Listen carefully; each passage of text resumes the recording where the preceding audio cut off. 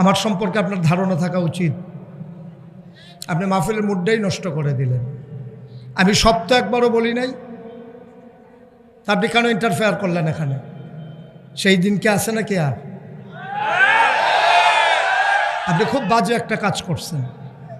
কোনোদিন এই কাজ কোনোদিন কোনো ময়দানে করবেন না আপনি।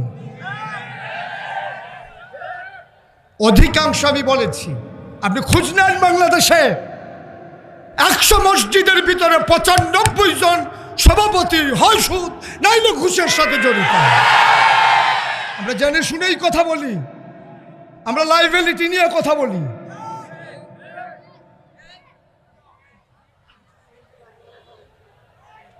কয়জন ভালো মানুষ বাংলাদেশে আমার জানা আছে? পৃথিবীর ইতিহাসে এমন কোন ইতিহাস নাই সরকার বদলের পরে 313 জন মেম্বার অফ পার্লামেন্ট, যেই জায়গায় আমলা কামলা র্যাব গোয়েন্দা ঊর্ধ্বতন কর্মকর্তা সারা বাংলাদেশ থেকে একযুগে পালিয়ে যায়, পৃথিবীর ইতিহাস নয়, শুধু বাংলাদেশে।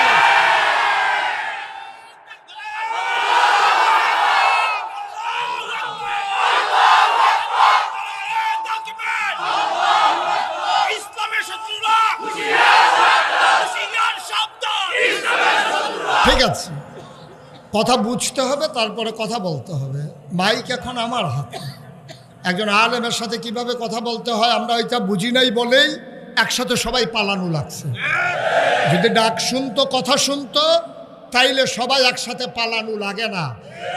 আমি মনে করি 101টা কারণ যদি থাকে সরকার পতনের, এর ভিতরে 1 নম্বর কারণ হচ্ছে আলেম ওলামার সাথে বেয়াদবি।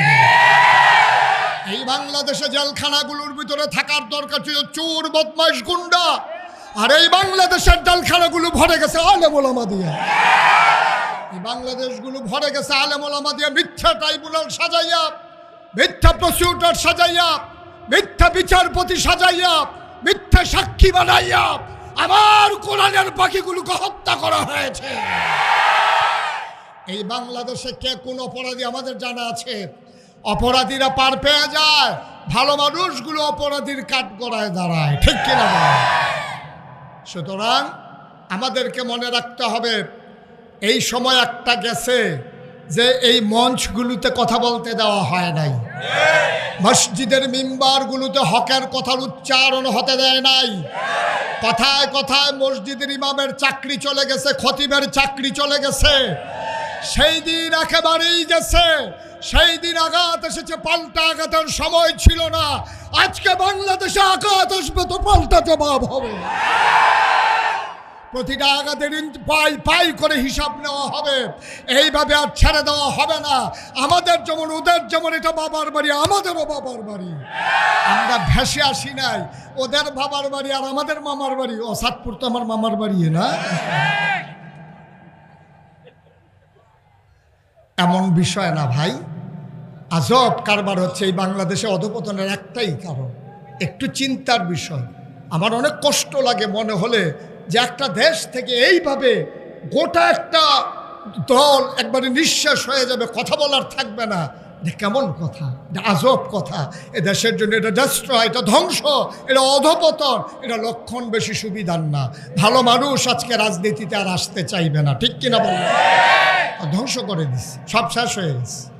তো যেই কথাটুকুন বলছিলাম, খুব মনোযোগের সাথে কথা শুনতে হবে, অর্থ বুঝতে হবে।